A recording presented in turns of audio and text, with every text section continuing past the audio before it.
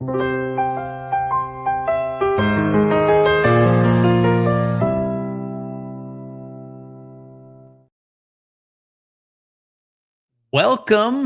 It is good to have everyone here. Tonight is the night of having all kinds of interesting technology happen. So I'm excited to be able to engage with part two with Brian Neumann. Excited to hear from him again. I will just say this: if you have not yet picked up your own book of this, you need to grab his book off Amazon, The White Elephant in Seventh-day Adventism.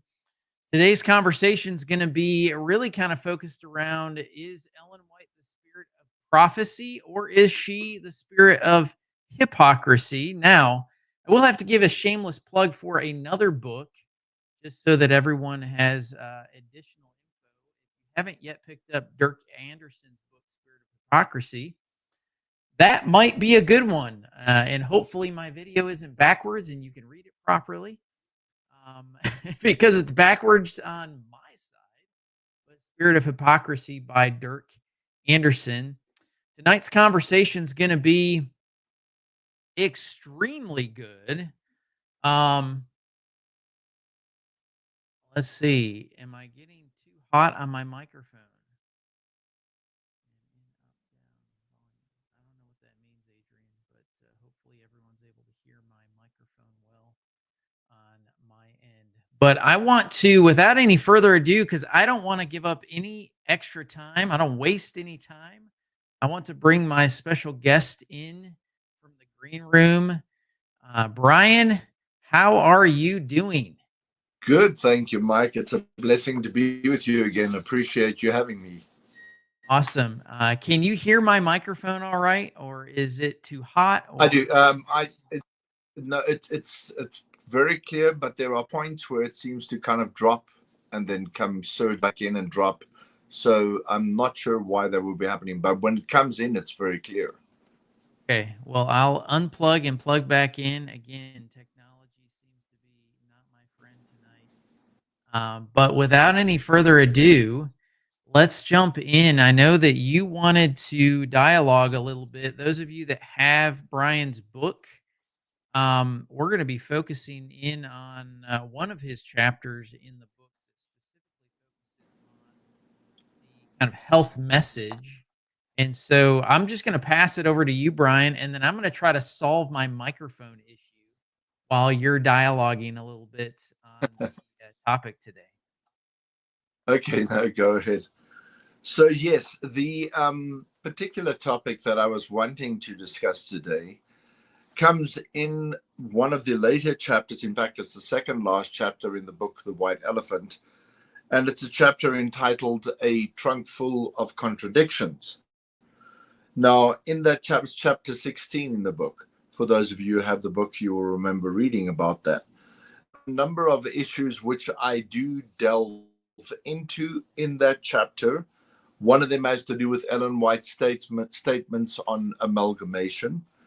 The other one has to do with her statements regarding plants never dying in the new world and Adam and Eve when they first saw when they saw the first plants that died, how they wept over that as we would over a dead loved one.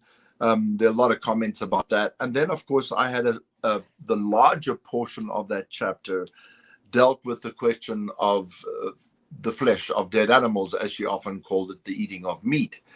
Of course, in relation to the health reform message, she spoke about a lot of different issues, not just meat, about drinking coffee and tea and eating cheese and eggs. And well, there were a number of different things. And I will touch on some of those if the opportunity arises for us to during this interview.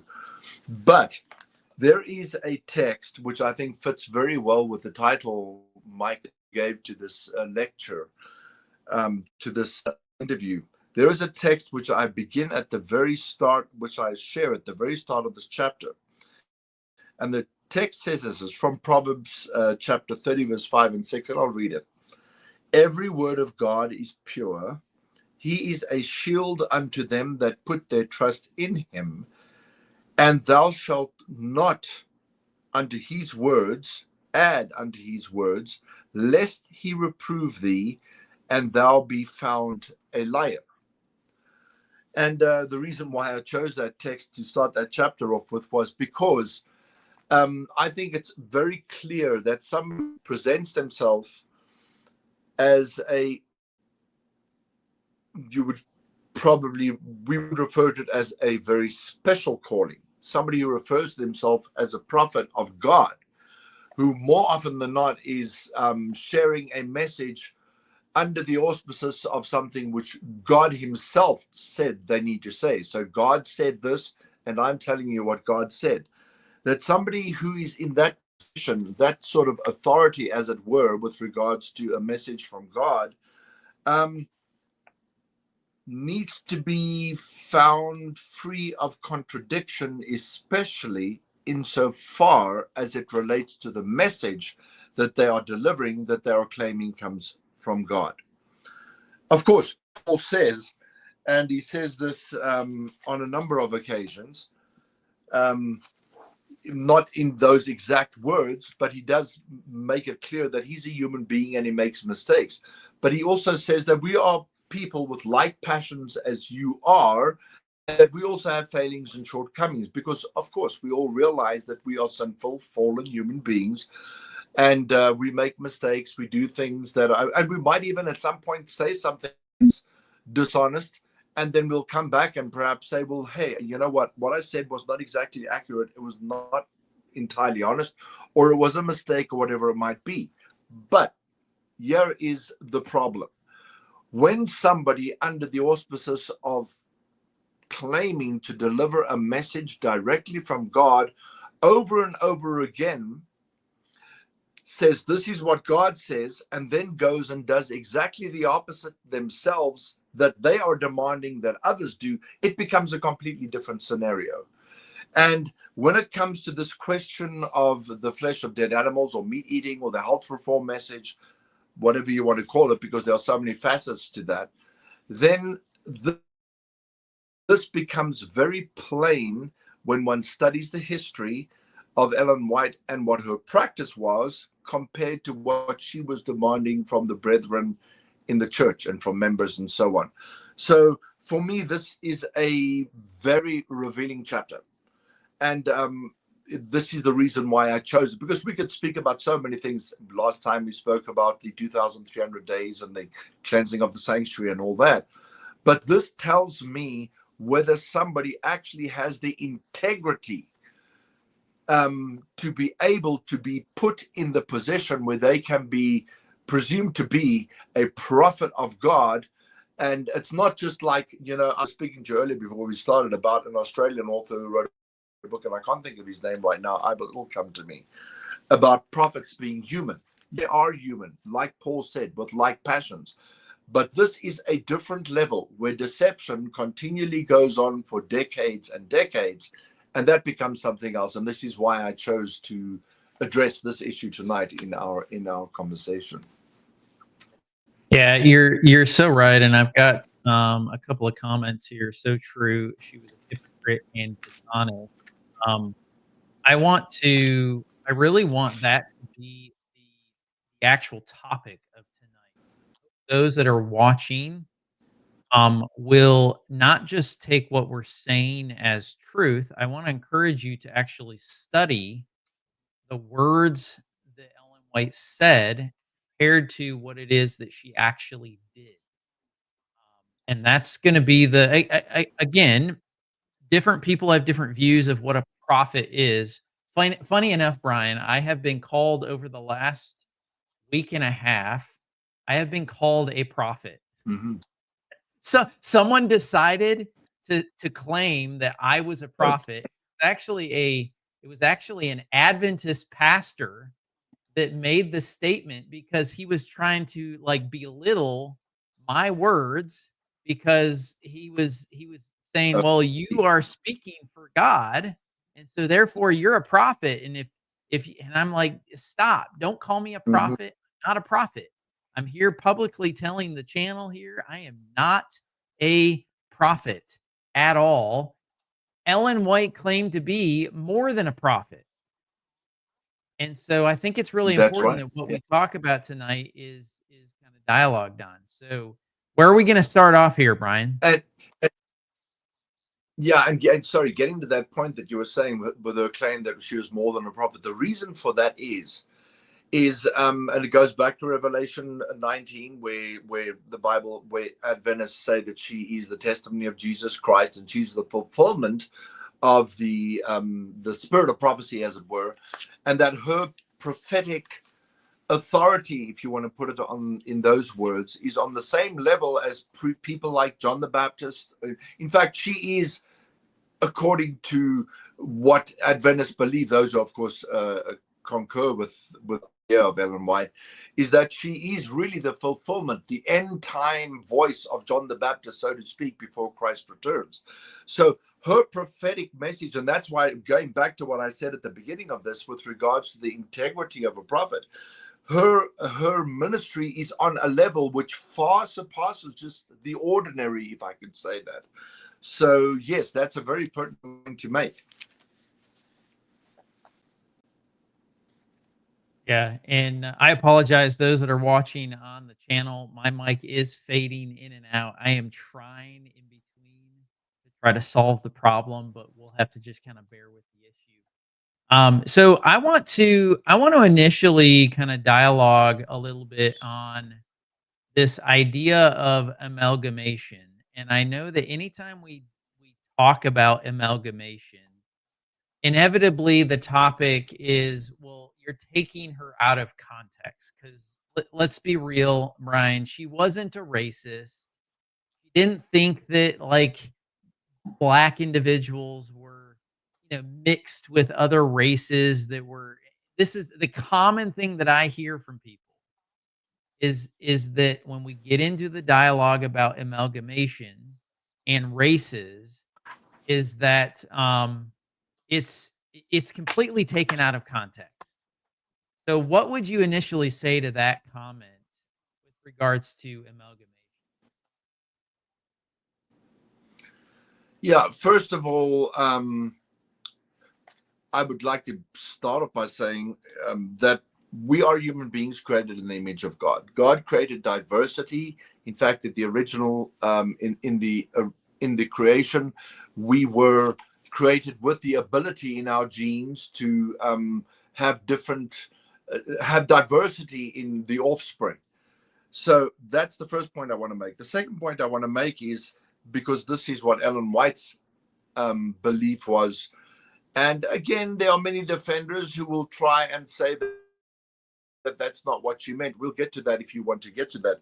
But one of her statements, and I'd like to share this one that she made. And again, just before I read that, all the sources that I'm sharing are genuine sources. They are all found in the end of the chapters of my book. In fact, just by way of example, this particular comment that I'm going to read to you now is a statement made by Ellen White, and it can be found in the Spirit of Prophecy, Book 1, page 78. So this is what she said regarding the whole idea of amalgamation. I'm going to emphasize a few things because we will more than likely refer back to them.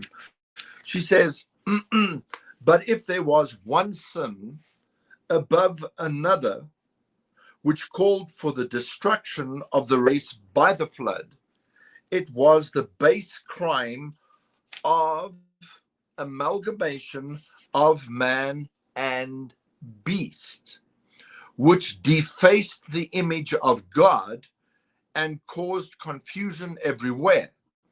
God purposed to destroy by a flood that powerful, long-lived race that had corrupted their ways before him. And then the next paragraph. Every species of animals which God had created was preserved in the ark. The confused species which God did not create, which were the result of amalgamation. Now, bear in mind, she said in the previous paragraph, man and beast. So those ones were destroyed as well, which were the result of amalgamation, were destroyed by the flood. Since the flood, that means post-flood, after the flood, there has been amalgamation of man and beast, as here's the clincher, as may be seen in the almost endless varieties of species of animals and certain races of men. Okay, so that's Ellen White's comment about that. Now, I guess, I don't know if you have a few questions to ask regarding exactly what that means, but there are definitely many readers of Ellen White, such as Francis D. Nicole, who wrote a whole book on defending Ellen White and try to explain exactly what really meant, and that she didn't really mean man and beast, although she actually said that. And there are many defenders who will try and explain those things away. But my question would be, with regard to this, is what exactly did Ellen White mean? And did she really mean man and beast? Or was she just speaking about the interbreeding, if you like, or amalgamation within different species rather than two different types of species? Yeah. So, first of all, did I get my microphone solved? Is it better? Right now, you haven't dropped out, so it seems like Okay. right now you're doing. So hopefully it's good. I want to, for those of you that are watching, what Brian just read from, just so that you guys know, this is Spirit of Prophecy. So this is not some obscure book. This is Spirit of Prophecy, Volume 1. And this is actually found on just before, let's see, page 78, 79. Every species of animal. This is the section that he was reading from. Okay, which God created was preserved in the ark. The confused species which God did not create, which were the result of amalgamation, were destroyed by the flood. Since the flood, there has been amalgamation of man and beast, as may be seen in the almost endless varieties of species of animals and in certain races. So those of you, I wanted to put it on the screen so that those of you that are watching understand that this is a direct quote. This is not an obscure manuscript.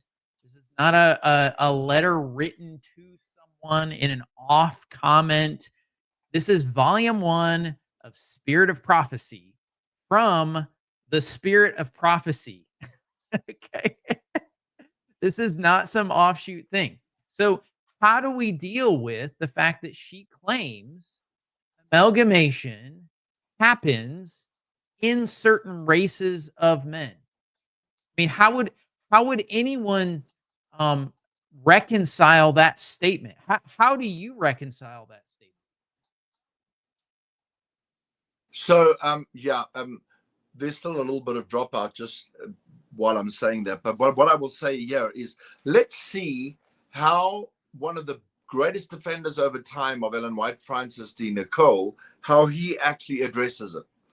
And I quote from him. He says, "In the long ago, when virility was greater and conditions possibly in some respects different, more diverse forms of life might have crossed, such as man and some higher forms of animals, can be set forth." Now, this is the part that is interesting. Is that this happened, he says, can be set forth only as an assumption.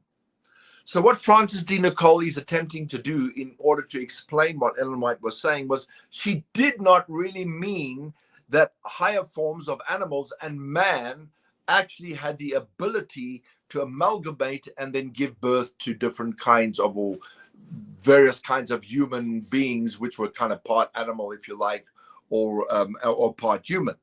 So his premise was to try and deny that that is what Ellen White meant. But here is the point. In the book, I clearly provide evidence that shows that Ellen White did not actually mean something else. She did literally mean that it was an amalgamation between man and beast, which gave birth to different races that we even see post-flood, because it happened after the flood even. I don't know how they had the science to even do that after the flood, never mind before the flood, but how they had the science to do that. And it now can be seen, according to her own words, in different races of human beings that exist on the planet today. And the evidence now, which we will provide, absolutely seals it. Ellen White believed that, contrary to what Francis Nicole was trying to prove. I love what you're saying. I am having a hard time with my microphone, so just so you know, you can keep rolling. Yeah. Okay, so let's go back to this. So Francis D. Nicole tried to deny that this is what happened because one of the things, of course, because it is a highly, especially in today's climate, never mind the time of Ellen White, is a highly racist thing to try and say. Unfortunately, they were speaking particularly about people who were non-white, about people who were different tribes or black people from Africa or whatever. They were specifically speaking about that. And indeed, we know that in that time where the whole evolutionary process and development of man was being discussed, there was a theory that certain forms of races on the planet, such as the darker people and particularly people from Africa, were actually descended from amalgamated these amalgamations between man and beast. That was a belief at the time of Ellen White. Did she believe that or didn't she? In fact, probably a good way to look at it is to look at what actually amalgamation means, because that is the term which she uses. And the word amalgamation literally means to be fused, to be united, to mingle, to commingle, to mix. It is associated with the word amalgam, which means to combine, a combination of two different things, and so on. So we know the actual word amalgamation itself means to bring together two different things and then come up with something maybe different or a combination of those two factors. But so here it is. How do we know whether Ellen White actually meant what she clearly says she meant? Because how can you misconstrue and how can you explain away a statement such as man and beast and then also say it happened before the flood, God destroyed it, but then it happened after the flood? There's no way to confuse that except if you are trying to make it sound like somebody said something which they never said, and that is what Francis Nicole was doing. So I decided in my research, when I was researching this chapter, to look at some of the early Adventist authors, especially those who were writing about the ministry of Ellen White, and especially those who were dealing with questions that people were asking about things that Ellen White said. Now, one of them was Uriah Smith. And at the time that he wrote what I'm going to share with you, he was the editor of the SDA, the Publication Review and Herald, which everybody knows if you're a Seventh-day Adventist. And 4 years after Ellen White's first published remarks about amalgamation, and by the way, for those who are interested, that was 1864. 4 years after that, he published a book covering 52 objections to her statements, which was entitled, the book written by Uriah Smith, The Visions of Mrs. Ellen G. White, E.G. White, A Manifestation of Spiritual Gifts According to the Scripture. And this is what he has to say in that book about what he believed Ellen White meant.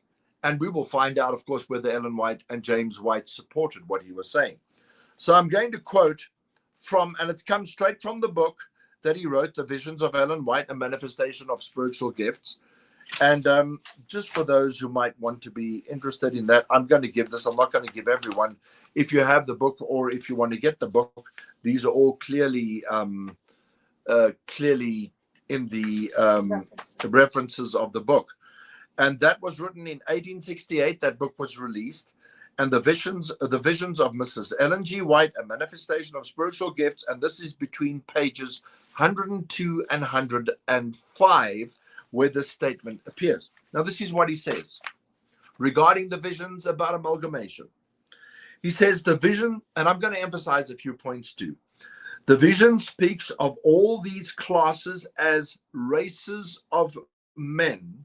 Yet in the face of this plain declaration that they are races of men, They foolishly assert that the visions teach that some men are not human beings. Now, this is the departure point, because these are some of the questions that were being posed, and he was trying to explain, look, Ellen White did not mean that they're not human, this whole thing of amalgamation. They are human. So he's addressing that particular question. But he says, but does anyone deny the general statement contained in the extract given above? They do not. That's the extract, is the one of Ellen White's statement about amalgamation. He says, if they did, they could easily be silenced, take note, by a reference to such cases as the wild Bushmen of Africa, some tribes of the Hottentots, and by the way, these are the people that come from my country of origin, South Africa, the Hottentots and the Bushmen, and perhaps, referring to America, the Digger Indians of our own country. Moreover, and now he's stating what scientists or naturalists of that day were saying, he was saying, moreover, naturalists confirm that the line of demarcation between the human and animal races is lost in confusion. It is impossible, as they affirm, to tell us just where the human ends and the animal begins. So that statement kind of blows the whole thing out of the water as far as Francis D. Nicole is concerned, because basically he's totally contradicting Francis D. Nicole, who was trying to say that Ellen White never meant that. He is saying, indeed, Ellen White meant that, but she didn't mean that they're not human. She's saying that they're an amalgamation of animal and beast that can be seen in tribes in Africa and the Digger Indians in America. It can be seen, but they are still human, because the line of demarcation, that blending, it's kind of difficult because it's kind of been lost in time. And in fact, this whole idea, which is interesting, because they did not believe in evolution, but there was an evolutionary theory that kind of blending happened through the process of evolution. So now the argument could be made, which some have tried to make, that just the fact that Uriah Smith was saying this in an official publication of the Adventist Church does not mean that Ellen White or James White or the other brethren necessarily agreed with what he was saying. Did they or didn't they? Did they actually offer some sort of refutation and say, hey, Brother Daniels, great stuff that you were doing, defenses of Ellen White's ministry, but that thing about amalgamation, hey, that was a little bit off the wall, because that's not what my wife meant, or Ellen White, that's not really what I meant. But no, that is not what happened. So let's share what actually the history behind that is. And I'm going to, by the way, for everybody who's watching, this is recorded in the book, The White Elephant in Seventh-day Adventism. Was it denied? Denied? Absolutely not. In fact, James White particularly read Smith's book, and in the August 25, 1868 Review and Herald, James White, after reading the book with these statements in that I've just shared with you, James White enthusiastically recommended the book and said, and I quote James White, while reading the manuscript, I felt very grateful to God that our people could have this able defense of those views they so much love and prize, which others despise and oppose. This book is designed for very wide circulation. Okay, there you have it from Ellen White's husband himself. And then, interestingly enough, James and Ellen White, when they traveled around the country doing camp meetings that year, took 2,000 copies of Uriah Smith's book and made it available at all the different camp meetings which they did. So does anybody want to tell me whether the defense by Francis D. Nicole is a true reflection of what Ellen White really meant, or whether what Uriah Smith said is actually the correct reflection of what she genuinely meant in what she said? Because that book came out in their day, they promoted it, and they made it available to the brethren in the church. What more can one say about that? Yeah, so for those that are watching, it's really important to understand. And again, I'm just reiterating what Brian has already said really well. When we look at comments from Ellen White about amalgamation, and I'm going to ask Brian if I'm accurate based on your research. Do you believe that that word amalgamation, from what Ellen White understood, meant a combining of animal with human? Is that what she was trying to communicate with amalgamation? Absolutely. What you said, that comes across so plainly in the defense of Uriah Smith. It comes across very plainly. She meant it was amalgamation of man and beast, which can still be seen. And you see, for me, this is an interesting thing, because even today, and I bring this up in the book, and I don't want to spend all the time reading because I've got plenty of quotes in the book with regards to what science reveals today, that it is not even possible in our day and age that they can successfully bring together two different species, man, and let's just say for argument's sake, monkeys, and combine those two, not even to give birth to one particular offspring, but then to continue that over and over again, generation after generation. It is not possible even with our science today. So let's assume, for argument's sake, that that was possible prior to the flood in the antediluvian era. If, as Ellen White says, they actually even did it after the flood, where did they have the scientific means, the ability to actually make that happen? So, but yes, that is, though, what Smith meant, is that Ellen White literally meant man and beast, and it can be seen in the various tribes in Africa today, the Digger Indians of America. You heard it from the horse's mouth. So two things. First of all, and I know you've already said it, I'm going to reiterate this. Okay, I need everyone to understand that's watching. It is currently, as of 2025, it is scientifically impossible to combine in some way, shape, or form animals with humans. So as of right now, okay, this is not only a weird statement, it's a scientific falsehood that's coming from a supposed prophet whose words are supposed to be of integrity.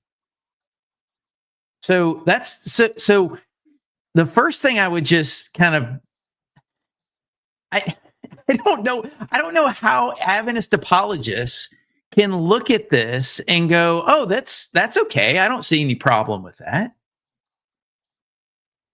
So I don't understand. You know, the amazing thing as well is that for 47 years, from the time that Smith published this until the time of Ellen White's death, she had 40 years to correct that evaluation of this prophetic message regarding amalgamation. Not once did she ever try to defend it.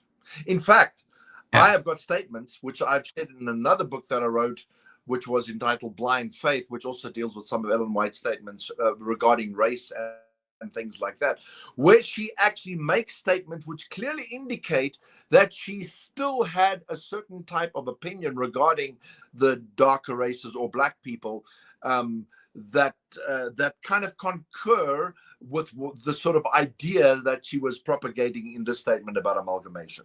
So 47 years, she never said anything. James White never did. In fact, there were actually later on, I think, one particular thing that James White had something to say about with regarding one of the statements that Smith made in the book. But never once did he ever have any comment to make, and Ellen White as well, about those statements on amalgamation. So whatever Nicole was trying to do, whether Nicole thought, well, you know what, I'm going to do a better job of the process was, or whether he was actually just being blatantly dishonest. I don't want to question that, but I do not know. But the fact of the matter is that it's very clear that what she literally meant, and that was amalgamation of beast, monkeys, whatever it was that she was referring to, and human beings. No question. Yeah. So, and some of you might be, wondering, well, why is that a problem? Well, I think Brian, what you're bringing up is if a person is speaking on behalf of God, and again, Ellen White considered herself not just a prophet, but more than a prophet. She considered herself special, very, very different, and no one else would come after her like her. And so when you've got these statements being made, and they're not only, we know today they're not only not lining up with science, but we know that it's just not true. Like, we can scientifically prove today that, tribes in South Africa have absolutely no DNA, none, zero. It's impossible. Like, they don't have any DNA that's connected with animals. So exactly true. It's so she's wrong. Like, she's 100% inaccurate, which poses a problem. On top of that, especially in today's context, it is highly racist as well. It's extremely racist. And what's hard for me, Brian? I don't understand. I have a really hard time understanding individuals that are Adventists, that are African American, that are of these of these ethnic races, that believe in Ellen White and that don't see this as a problem. I don't. It's something that baffles me in why they don't see this as a big deal. Yeah, and I think part of and this is the purpose for, of course, writing a book such as The White Elephant, because when you're in the Adventist bubble and you are being fed the things, Ellen White, for example, her statements, it is sanitized. You do not really get to the core of certain things that she said. And when somebody comes up with an explanation, for example, regarding this question of amalgamation, people who are in the Adventist bubble would probably tend to lean towards accepting the explanation given by Francis D. Nicole, instead of saying, actually, Uriah Smith was right there at the time. This is what she meant. And Ellen White and James White never contradicted any word he said regarding this issue. For some reason, they're in that bubble, and you don't really want to look further than the bubble you're in. It's kind of maybe human nature to want to, not. Yeah. And of course, yes, considering the implications involved, if you do happen to look further, it's a subconscious thing, I suppose, to some degree, where you don't want to look beyond that. And so you just accept what the brethren who should know are feeding you. And this is why a book like this was necessary. Let's step outside the bubble, which we had to do to write this book, Cami and I, and say, let's step outside this bubble and let's try and erase, disconnect ourselves from all the things that we had been fed before and look into the bubble from the outside and weigh up all the evidence that you can find out there, look at it, and then make a judgment about what is happening. And that is why we had to write the book. And I'd say the Adventists who might be out there watching, regardless of whether you are, regardless of what race you are, the fact of the matter is you need to step outside that bubble, because if the bubble you're in, if you really believe it's true, you should have no fear to step outside and say, I know what I believe is true, and I'm not scared to evaluate this, taking into account every bit of evidence there is, because I know what I believe will be vindicated. If you really are sure, that's sure, you would be willing to do that. Yeah, it's such a good point. I want to move into, and I love, by the way, I love that where do we start in all this? I mean, we started with the Spirit of Prophecy, Volume 1, which is not, again, it's not an offshoot book. It's not a manuscript. It's not a letter.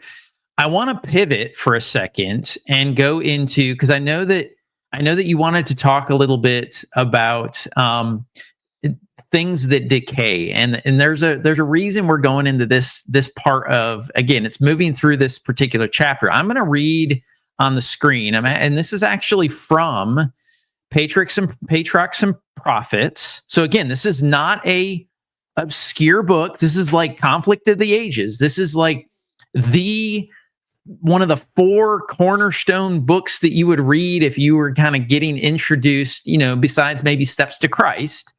And so I want to read this, and this is specifically dealing with what Ellen White claims is accurate as to what happened to Adam and Eve when they sinned and exited the garden. And I'm going to start with the paragraph right before kind of the initial quote that you get into with regards to the drooping flowers and falling leaves. Okay. It says this: in humility, page 61 here. In humility and unutterable sadness, they bade farewell to their beautiful home and went forth to dwell upon the earth, where rested the curse of sin. The atmosphere, once so mild and uniform in temperature, was now subject to marked change. I remember, side note, I remember being told this by my parents, that like all the seasons, like everything got screwed up, like everything went sideways just because of Adam and Eve. I remember being told this, and now I know where it comes from. Okay. I'm going to keep reading. And the Lord mercifully provided them with a garment of skins as a protection from the extremes of heat and cold. Now, this is the passage, Brian, that I want you to kind of talk on and kind of move into the next section. As they witnessed in drooping flower and falling leaf the first signs of decay, Adam and his companion mourned more deeply than men now mourn over their dead.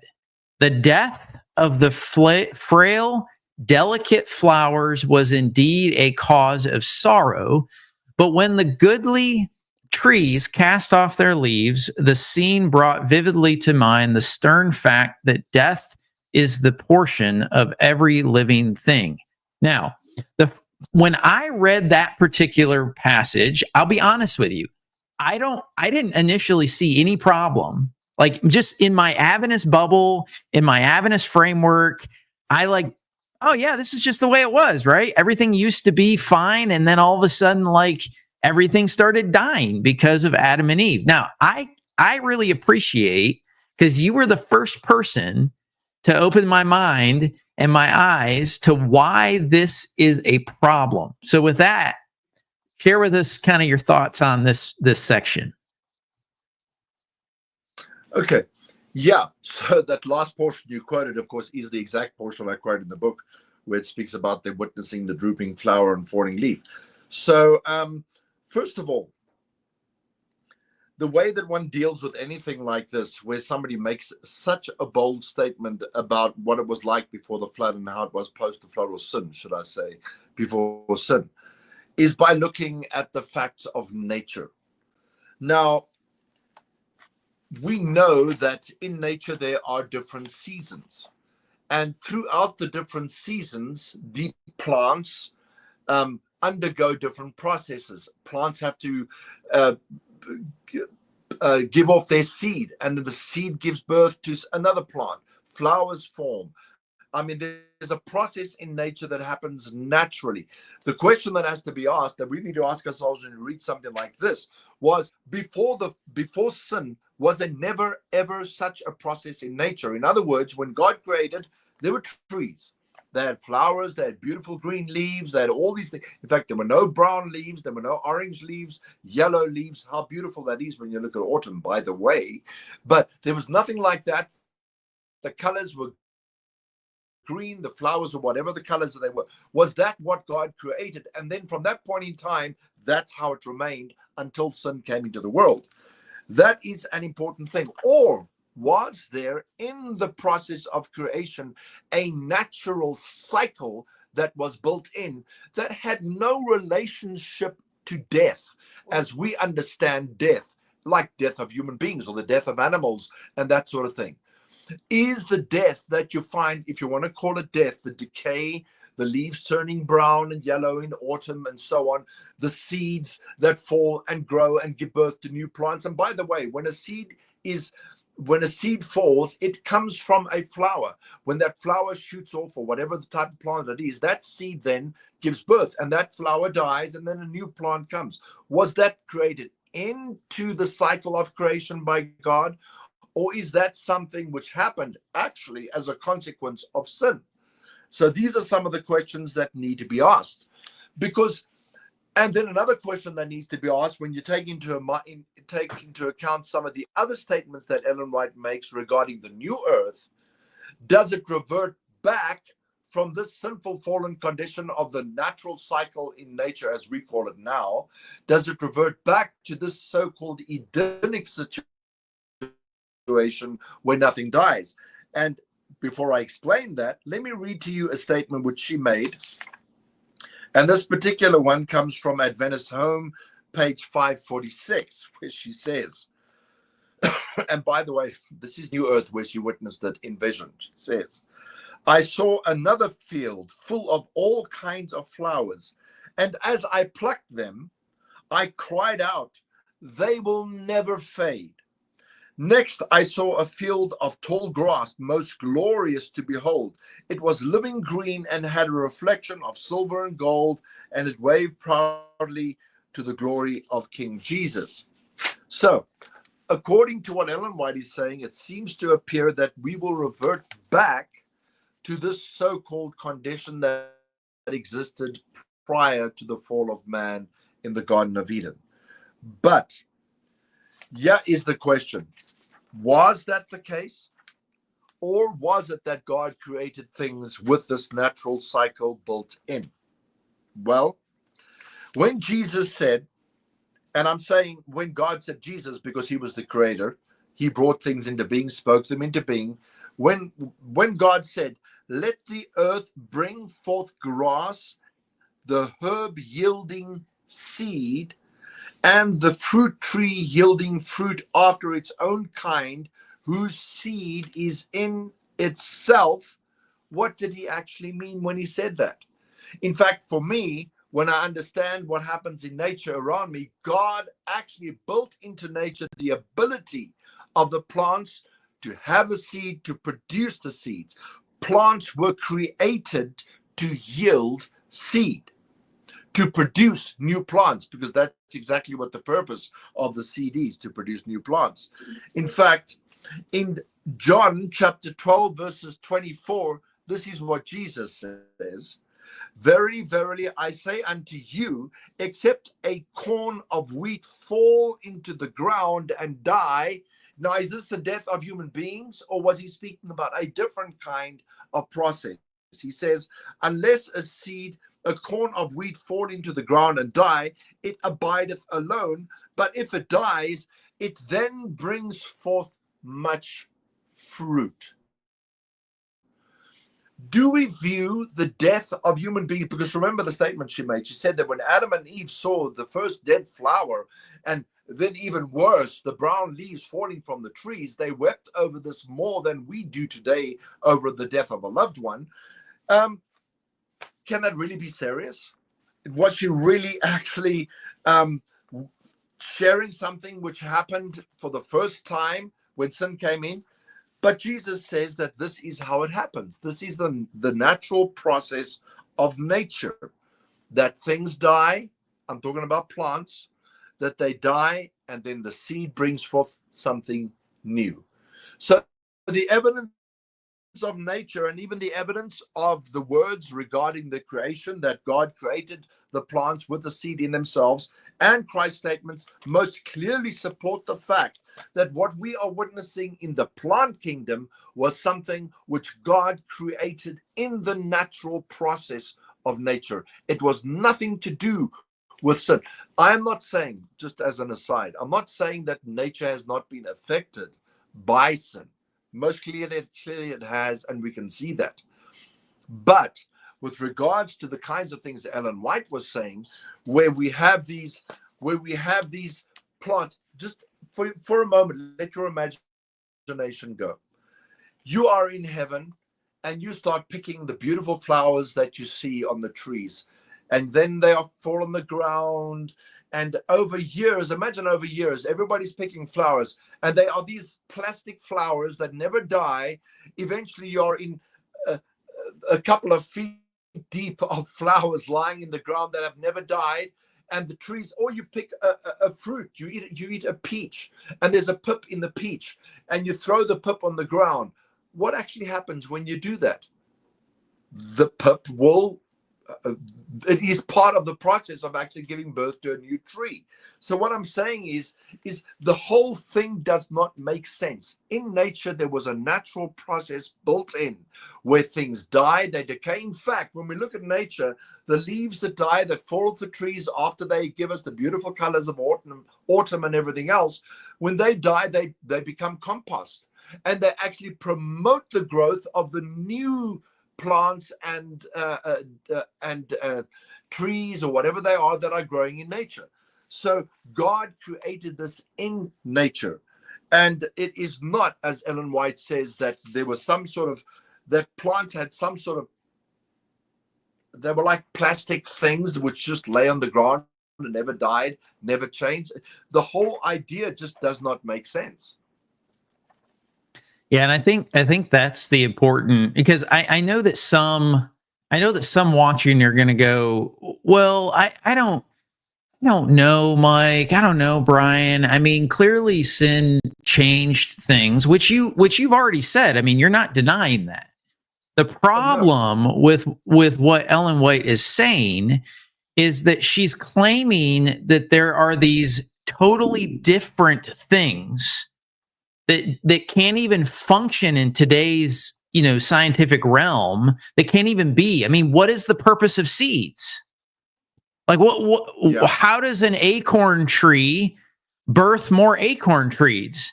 Like prior to this, to sin, did they just like stay there in perpetuity? I mean, that's what you're saying is like. So I think the problem, and this is something that I wrestled with as a child, I equated, because of reading Ellen White, I equated decay, I equated the seasons in nature as sin. And I don't think that's, I don't see why that would be the case. I don't, again, apparently there was only one season for, prior to sin, at least based on what Ellen White's saying. And apparently there were only certain plants made, and they couldn't recreate, because in order to recreate, they had to die. That's how the process happens in nature. Yeah.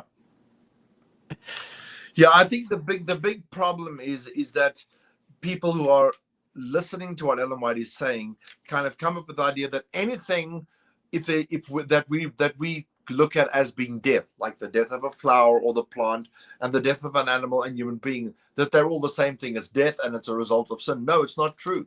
Because some of the things, like what happens in nature with plants, is not death. That is the same type of death that you find. Mm-hmm. It is a cycle. Yep. Where we die, we die. That's the end of the story. In fact, we become compost more often than not when that happens. But the point is that what happens in nature is part of the actual process of nature to reproduce, to give birth to something new and something beautiful, rather than viewing it as something very negative that was a consequence of man's sin, which is not what it is. In fact, even in the Bible, the words which are used to describe the death of plants and animals are two different, of plants, animals, and humans are two different words. The death of animals is not the same word that is used for the one that is about the death of human beings, and the death of animals is a different thing. The ones for plants describes a process. It is a different concept. Yeah, and I have found, at least in coming out of Adventism, I have found that I had to relearn even certain scientific things. Like, I had to relearn the way things function, because if you read Ellen White, I don't want to say that I don't actually think she made things up. I actually think that she paid attention to what was being said during her time frame, and she was stealing and plagiarizing those ideas and claiming that it came from God. Yes, much of that, yes, exactly, is true. And unfortunately, a lot of what you said kind of takes you back to the Dark Ages, because a lot of the ideas are things which stem from certain superstitions and things that people had. And when she would read something like that, I guess in her mind, for her, that made sense. And then she would steal the idea and say, well, God showed me this is how things were. And with regards to how she received visions and that, I'm not denying the fact that she did see things. But, there are many prophets throughout the history of this world who had visions and dreams. Not all of them were visions and dreams from God. Some of them were hallucinations, which were prompted because of injury they might have had in childhood or various other things. So she might have, in the combination of that and things she was getting from other people, caused her to come up with some of the ideas she did. And this is actually what this whole chapter was about, because it was more than just that she was being self-deceived herself. She eventually got to the point, in fact, it started happening early in her ministry from my study on this, that she was literally deceiving other people and letting them believe that what she was saying was from God, and she was telling them they should do things which she was not even following herself. And then she had to cover up with lies in order to perpetuate the whole thing, because she was not going to admit, oh, I'm sorry, actually, I'm deceived and I'm a liar. So, no, this went on throughout the rest of her life. Yeah. Yeah. So, all right. So that is going to nicely, I think, move us into, because we're talking about death and decay. And then I want to spend the lion's share, I think, of what we're going to move into for the remainder part of our conversation today.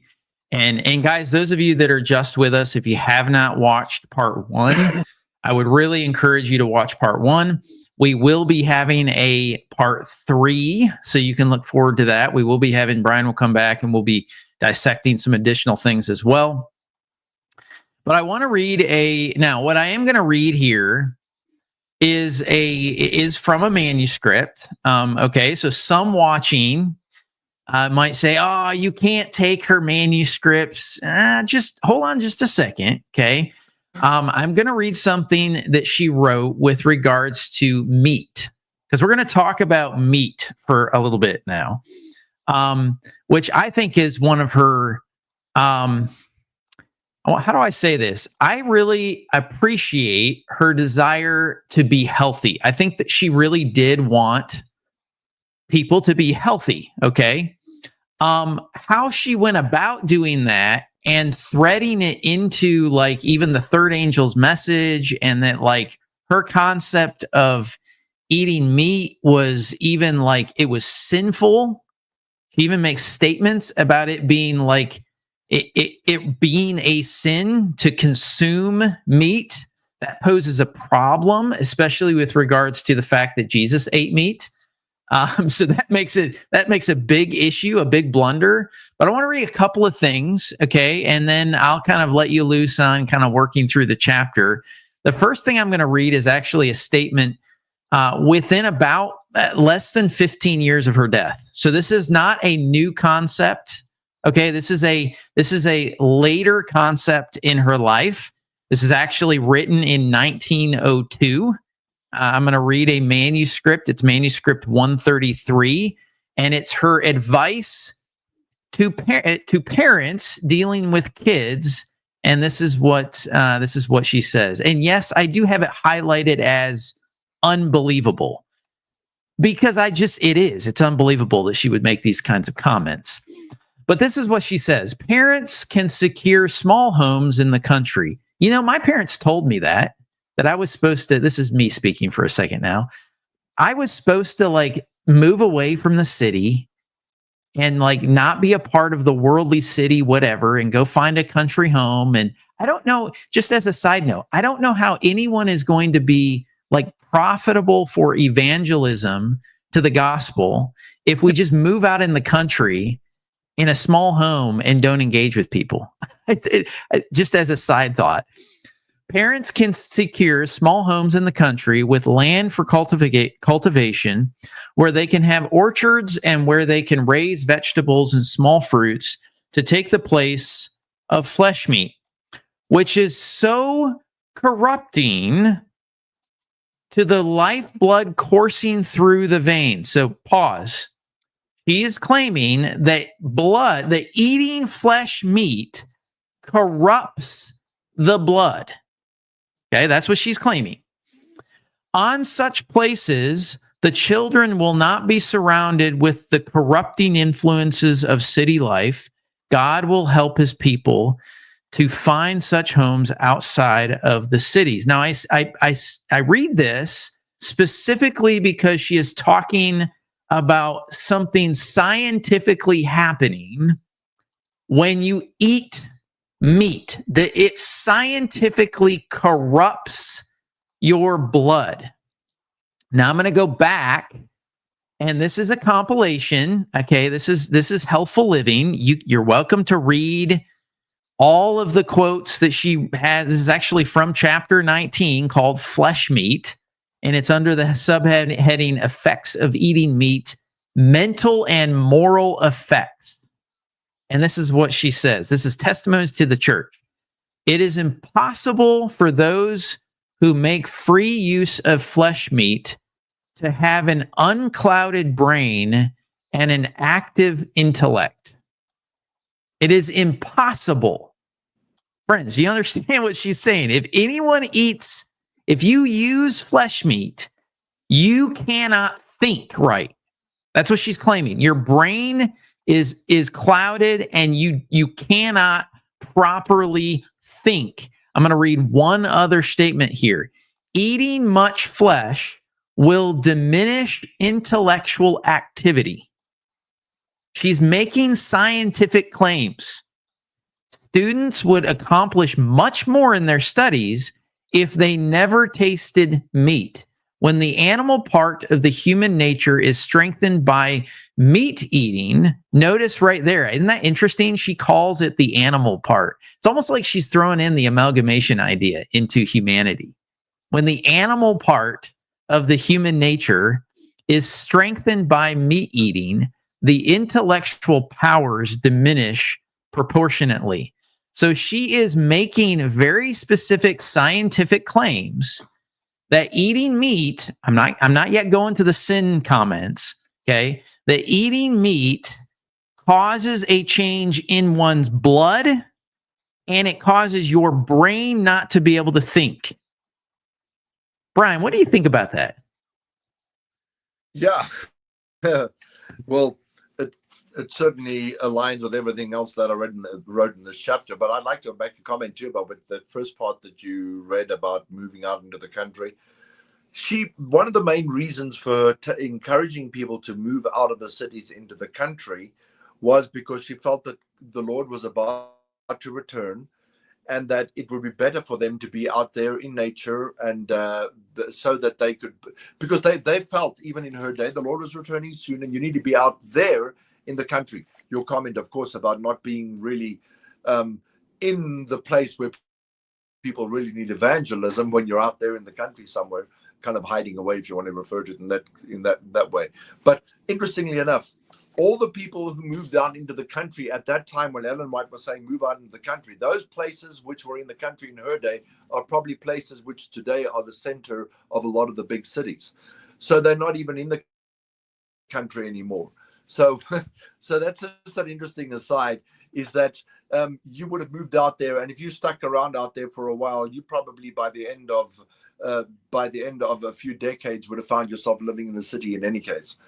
But which kind of defeats the whole idea. We're supposed to go out into the world to spread the gospel to all nations and kingdoms. And Paul went out to evangelize. Where did he go? He went to the cities. He went to Athens. He went to Thessalonica. He went to the places where people needed to hear the message. He lived with them. He ate with them. He dwelt with them. And he spread the gospel message of God.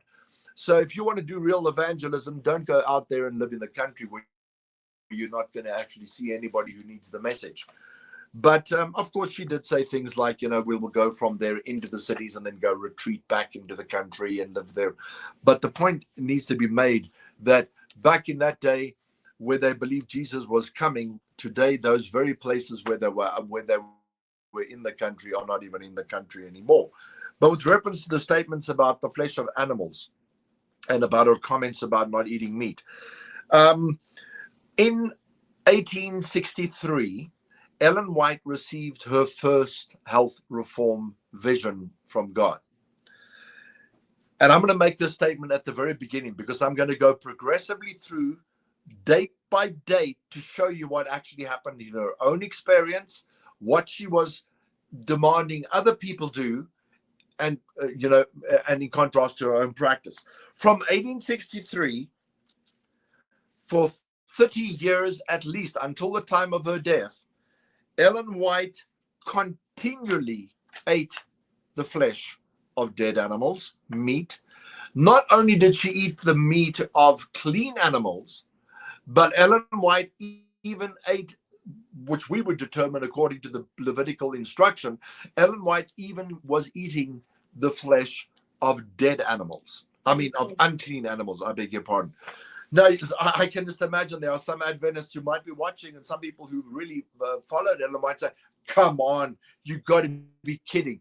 Ellen White would never have eaten okay, you say meat of clean animals, sure, maybe we can maybe buy that. But you mean she actually even ate unclean animals? Yes. And the evidence is all there, contrary to what she was demanding from other people. For more than 30 years, from the time of her first health reform message, she was doing this. So what we really need to do, in fact, Ellen White makes this interesting statement. In fact, she made statements like this on a number of occasions through her ministry, where she said that I do not preach one thing and practice another. And the reason why I'm sharing that is because this brings me to the point I was making at the beginning. It's a whole different thing. We are all, like I said, Paul said, we are all have passions like everybody else, and we make mistakes. We sin, we're sinners. But when we are dealing with a prophet who is actually under the auspices of direct command from God, saying, you should not do this, when they are doing that, and then they go out and do the exact opposite thing themselves, you are dealing with something completely different. You're not just dealing with the idea of, well, okay, prophets are human, and so we can explain it away because they are just human beings. She made the statements, I do not preach one thing and practice another. So we need to look at the whole concept of the contradiction of practice, of what you do, the contradiction in actual practice itself. So let's share it. I'd like to share a text like this, the text, because it sets the stage for what I'm going to say. In Matthew 23, verses 2 and 4, Christ is speaking to the scribes and Pharisees, and this is what he says. The scribes and the Pharisees sit in Moses' seat. All, therefore, whatsoever they bid you, observe. Because obviously they're speaking the things that Moses said we should do. So what they tell you, observe. Observe that and do that, but do not do after their works. For they say, and they do not. For they bind heavy burdens and grievous to be borne, and lay them on men's shoulders, say, you do this, this is what you must do, but they themselves will not move them with one of their fingers. But all their works they do to be seen of men. So this is the contradiction of actual practice and what you say. And why I am sharing this is because what did Christ call these kinds of people who did that? He called them hypocrites. He said that you are hypocrites because you do this. So was Ellen White a prophet of God according to the definition that we find in Scripture, or was she actually a hypocrite? That's an important question to be asked. So with that, those thoughts in mind, and the original text I shared at the beginning of the chapter, let's consider historically what Ellen White did. And I'm going to share with you the dates so you can see there is It's not just something happened once at some point in her life. Maybe she went through a patch in the 1870s where she did certain things, and then she said, oh my dear, I shouldn't be doing this. Let's get back to what really should be done. No, we are going to go through the years from the time of her first vision, 1863, and all the way through and see what she said should be done by the brethren and the church members and what she was actually doing herself. So does that sound good to you, Mike? If I go through that process, because it's going to be quite a few quotes that we're going to go through. Is that cool with you? Yeah, and if you want to, if you give me enough kind of ahead of time what you're going to go to, I can find the quote and put it on the screen if you want the viewers to actually kind of watch what you're reading and where you're headed. Yeah, I'm going. Yeah, so let me pull out my sources, because then that would really be great to be able to do it that way. Then I can give you the source, and then you can actually pull it up on the screen. Let me just find, because I've been pulling pages. I'm actually reading from portions of the actual chapter itself. So let me just go back here, and then I will give you those sources too.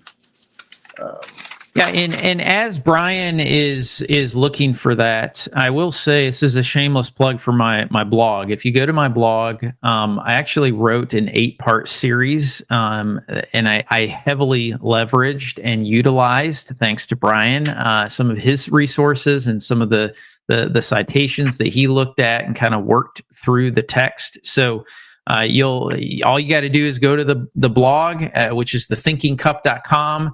Click on blog articles. When you get there, there'll be a bunch of different sections. You can click on the health message section, and it will bring up, there's only 2 right now that I have written on the health message, but the main one on the health message, it's an 8-part series that you can work through beginning to end a lot of what we're going to be talking about over the next little bit here. So yeah, super appreciative of all the heavy research that you have done, Brian. I appreciate it tons.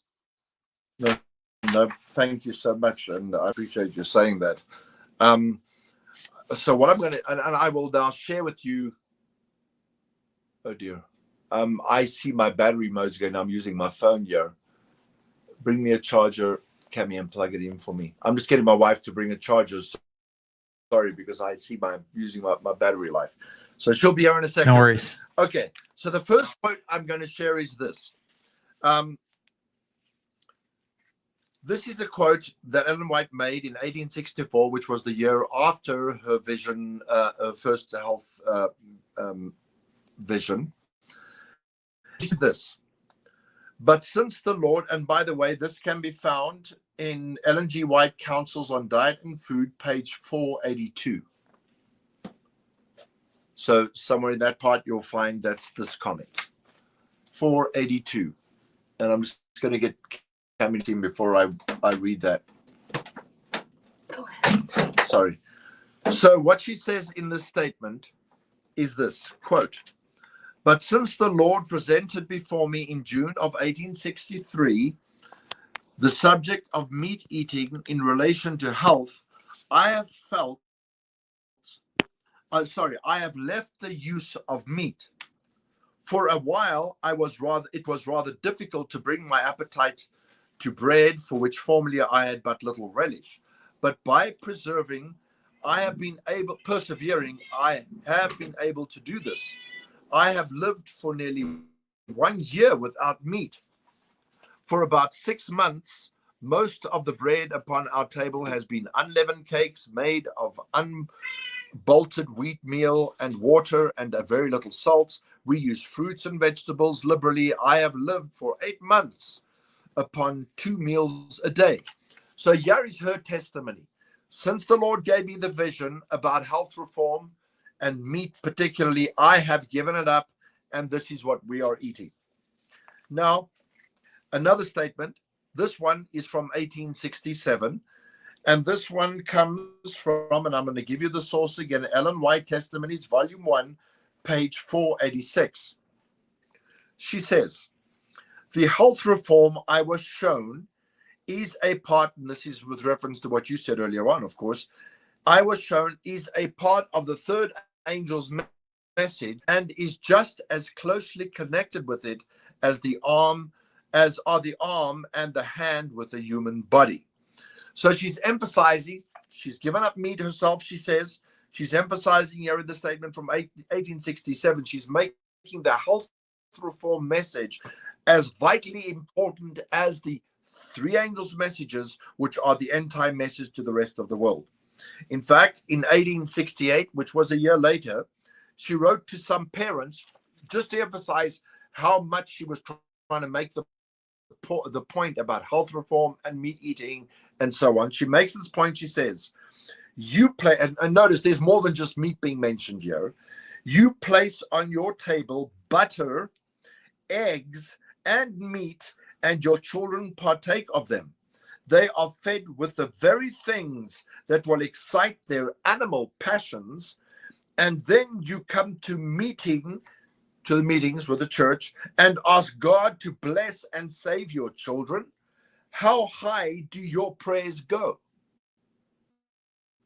So, if I was receiving this, I'd be pretty scary coming from a prophet of God, if you really believe that actually, because you are eating butter and eggs and meat, God ostensibly does not hear your prayers. They do not even reach him, because you are actually rejecting this health reform message, which is a right hand of the gospel message going to the world, and your children are actually suffering. Their animal passions are actually being excited by what they are eating. Now stay with me, because it gets more interesting as we continue. In 1870, she wrote about the compromise of eating meat, even occasionally. This is what she says. And by the way, this is a quote that comes from Ellen G. White, Counsels on Diet and Food, page 399. She says, those who digress occasionally to gratify the taste in eating a fattened turkey or other flesh meats pervert their appetites and are not the ones to judge the benefits of the system of health reform. They are controlled by taste, not by principle. Stay with me. As I said, I'm going to go date by date. In 1878, now notice here's something interesting that happens. In 1878, and I'm now quoting, was written on December 26, 1878, from Denison, Texas, to dear family at Battle Creek, Willie, Mary, Aunt Mary, Edith, this is her family, and May, and brother and sister Sawyer. It can be found in Manuscript Releases, volume 14, page 318. Also in letter 23, this is more than one source where you find this, letter 23, 1878. This is now what she says. So this is something personal where she's communicating with family or friends. And this is what happened. This is her practice. Notice bear in mind what we just read about her statements regarding the family with the right hand of the gospel, about meat eating, what it does to you. And now I quote Ellen White. Christmas morning, we all took breakfast together. James Cornell, Florence and Clara, their two girls, brother and sister Moore, and their three children, sister Barler and Etta, a girl living with them, and sister Daniels.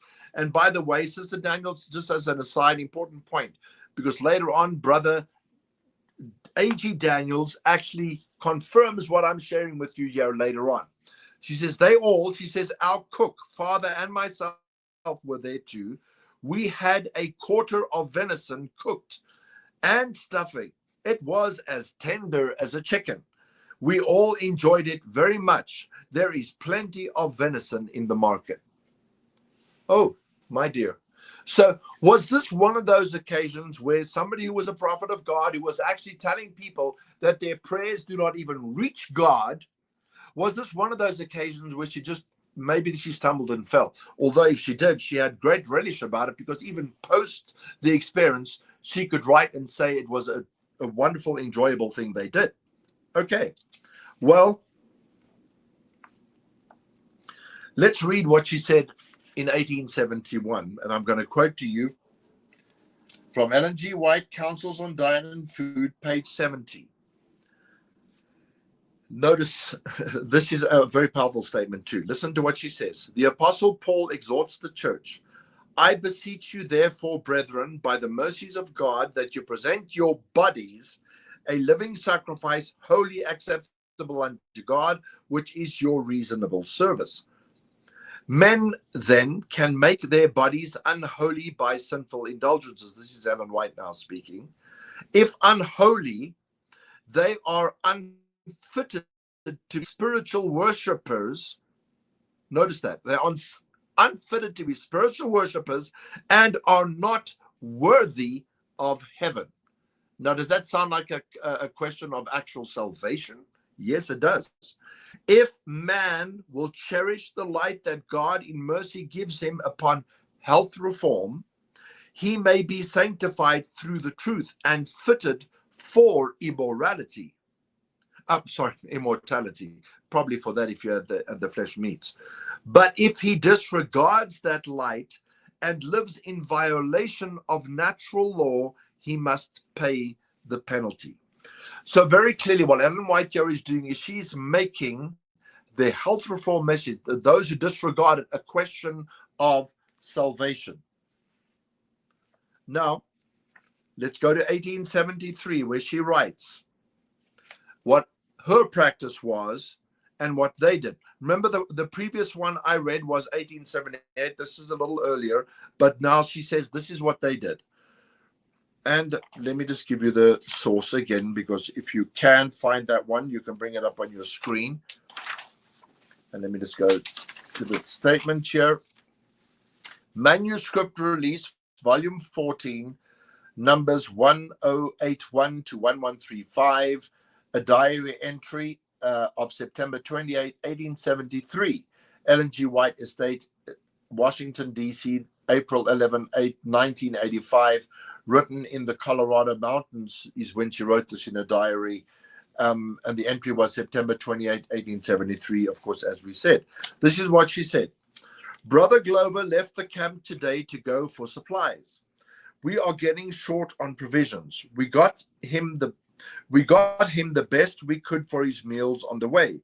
He was to send Mr. Walling immediately and to go and get our mail. And then a young man from Nova Scotia had come in from hunting. He had a quarter of a deer. He had traveled 20 miles with this deer on his back. That's quite a feat. The remainder of the deer he had left hung in the woods. He saw 6 elk, but he did not try to shoot them as he knew he could not carry them out. He gave us a small piece of the meat, which we made into a broth. Willie shot a duck, which according to the scriptures, of course, a duck would be unclean meat. Willie shot a duck, which came in a time of need. For our own supplies were rapidly diminishing.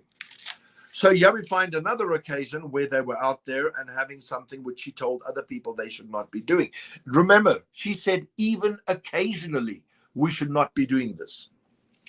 Then another statement, 1874, where she speaks about James giving up meat. She says, your father and I have, I'll give you the source in a minute. Your father and I have dropped milk, cream, butter, sugar, and meat entirely since we came to California. Okay, hang on a minute. Remember in 1864, the year after the first health reform, they gave up. She made a big thing about, we gave up meat. We've done all of this. Now they are giving up meat again in 1874. 10 years later, she says that we have dropped butter, sugar, and meat entirely since we came to California. We are far clearer in mind. In fact, this sounds like exactly what she was saying previously 10 years before, that they were clearer in mind, far better in body. We live very plainly. We cannot write unless we do live simply. Your father bought meat once for May while she was sick. For May, that was not in the month of May, but for May, this girl who was sick. But not a penny have we expended on meat since. So clearly by her own testimony, and when you follow the historical record, the time frame or the timeline, you can see that over and over again she's falling back into eating meat, while at the same time she's telling other people that you will not even have eternal life if you actually eat meat. And even in this case, she was speaking about butter and eggs and so on. Then in 1896, she wrote from Australia, where, now this is later on again. She says, 2 years ago, 1894, when she finally gave up meat entirely, not fish, she says, I came to the conclusion that there was danger in using the flesh of dead animals. Can I pause here for a second? She says, 2 years ago, this is in 1896. This is how many years after the health reform vision that she received? This is now, she says, I came to the conclusion in 1896 that there is actually a danger in the use of the flesh of dead animals. Hang on a second. You've been telling people for the past 30 years or whatever it was that they were not even going to have eternal life if they ate the flesh of dead animals, and now you come to the conclusion in 1896 that there is actually a danger in using the flesh of dead animals. She says here, it is never placed on my table. I use fish when I can get it. Oh, is fish the flesh of animals? Now she's using fish when previously we weren't even supposed to be using that. We can get beautiful fish from the saltwater lake near here. I use neither tea nor coffee. As I labor against these things, I cannot but practice that which I know to be the best for health and my family. Okay. There is already and there is so much more. In fact, there is so much contradiction that we are seeing. And if for anybody out there, if you're an Adventist, or if you're somebody who follows Ellen White, if you cannot actually see the hypocrisy in what is going on here, then there needs to be some other kind of revelation you need, because the hypocrisy is way beyond anything else. In fact, the hypocrisy gets worse. She writes in 1882, and I'm going back now because this is also post the time of the health reform message. While living in Hillsburg, California, she was adding cans of oysters to her shopping. Now, anybody who knows anything about clean and unclean knows that according to the Levitical writings, oysters are definitely not considered to be a clean food. In fact, let me give you the source, because obviously some of them are going to want to know where this comes from. This is manuscript release number 852. It is letter 16, 1882. So this is from Ellen White's pen. And this is what she says, writing, of course, now remember, some of these are private communications, because she's not going to be writing in the testimonies to the church, by the way, I ordered a can of oysters the other day and it was really great. She's not going to do that. She's writing to people that she thinks she can trust to let them know, this is what I'm doing. This is what we had to eat. And it's in her letters that she's sharing with others. And so I quote, she says, Mary, and she's writing and saying, Mary, if you can get me a good box of herrings, fresh ones, please do so. These last ones that Willie got are bitter and old.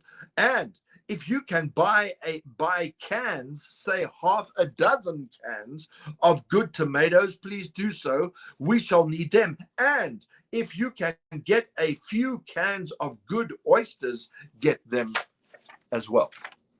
Now, once again, there's the contradiction. But she could say 2 years later, in 1888, she could say, and I quote again, let me give you the source. She says, and this is from Ellen G. White's Selected Messages, Book 2, page 302. This is what she says. I do not preach one thing and practice another. I do not present to my hearers rules of life for them to follow, while I make an exception in my own case. I mean, I'm almost about to say I rest my case, because basically what we see here is a level of hypocrisy that goes way beyond just the ordinary. Yes, you can say, as I said earlier, prophets are human. They have like passions as we do as human beings. But notice what is happening here. This is something which is on completely a different level. It is a kind of deception, a kind of hypocrisy, which really fits the exact thing that Christ was saying to the scribes and Pharisees in his day, and says, you compass the earth to get proselytes, to proselytize, to get people to come into the Jewish faith. Ellen White, you compass the earth, you print books, you go around the world preaching to people what they need to do, but you do exactly the things that you are telling people that they cannot do themselves. In fact, at the very cost of their own salvation, you are doing exactly the same things. It is I'd say, yeah, it's hypocrisy. It's actually scary when you consider the degree of deception and lies that was taking place. Consider the Fannie Bolton story, which is a chapter that I had in the book, which is dedicated to her experience, where when they were on their way to Australia, she actually witnessed Ellen White. And by the way, all the sources are in the book. She witnessed Ellen White sitting. In fact, let me just share this from her own words. And I'm going to give you the quote as well, so you can look that up. Number 44 in my sources, where this is letter from Fannie Bolton to Mrs. E.C. Slauson, December 30, 1914, as quoted in the Fannie Bolton story. And this is what her words were. She said, and by the way, if you are saying, well, oh, this could be a lie, Fannie Bolton can't be believed. Hang on a second. We just quoted Ellen White, where she herself was actually writing that she ordered oysters. So if she was eating stuff like this, is it a far stretch to say what Fannie Bolton was saying was actually true? Well, Ellen White actually admitted herself by her in her own words that she was doing it. So let's read Fannie Bolton. At depot, Sister White was not with the party, so Elder Starr hunted around till he found her behind a screen in the restaurant, very gratified in eating big white raw oysters with vinegar and pepper and salt.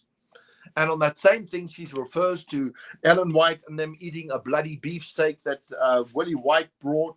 And by the way, Willie White himself actually concurs. You can see that he says, yes, actually, I did buy that. He doesn't say who all was eating it, but he actually did buy a bloody beefsteak so the people could eat it. And if Ellen White was in their company, when you take into account the things that she was saying about the eating of meat, do you think if she really meant that as being a question of salvation, she should not maybe have stood up in that dinner and said, hey, folk, this is really wrong what we're doing here. We should not be eating a bloody beefsteak.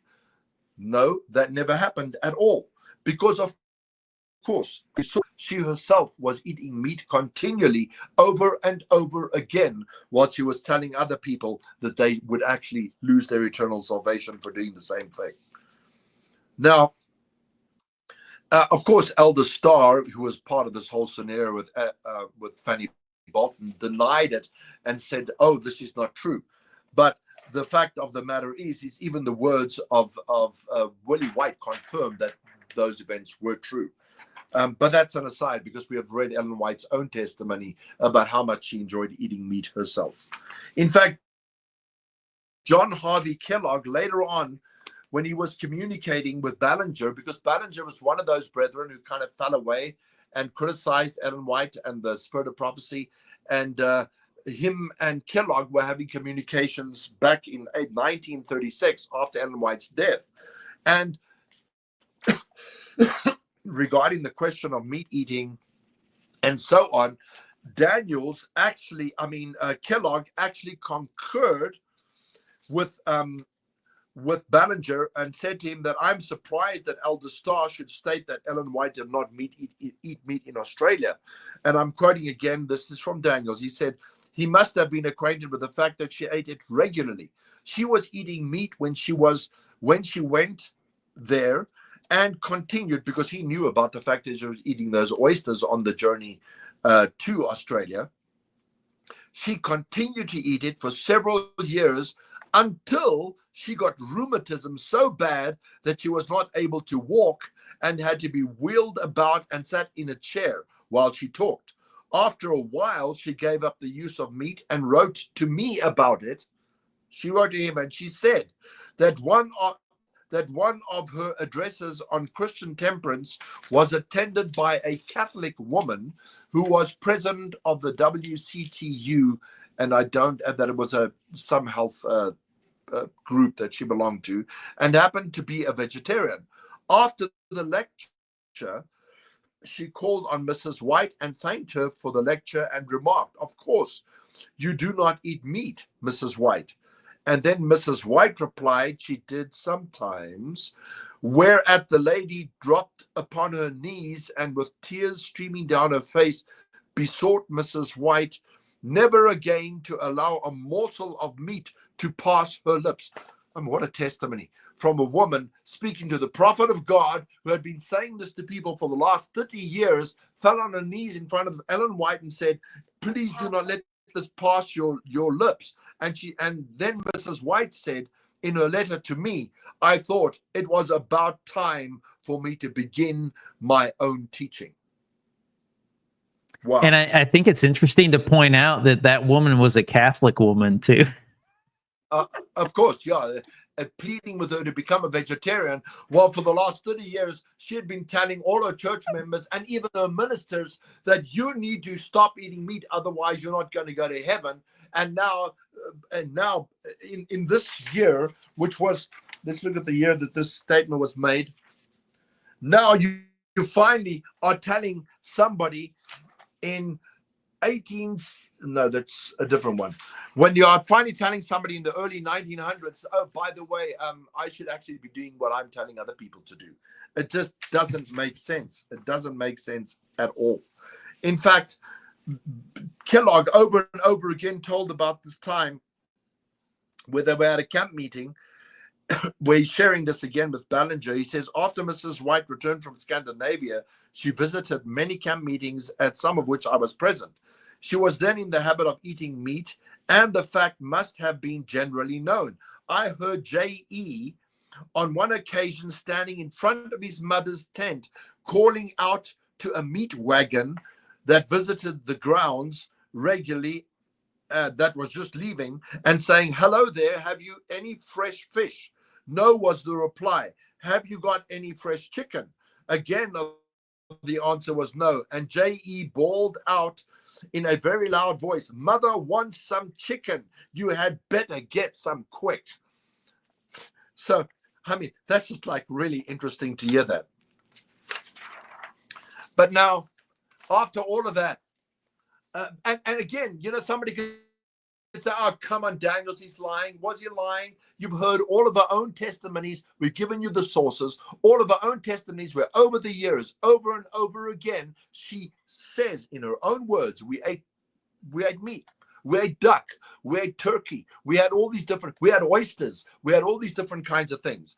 Now, let me read to you what she says, and this I would say is probably my closing statements, at least on the statements of Ellen White. In 1898, she could write this: "The light has come to me for many years that meat eating is not good for health or morals, and yet it seems so strange that I have had to meet this meat eating question again and again." I wonder if she was actually preaching to herself in that statement, that she had to meet that question again and again in her own experience.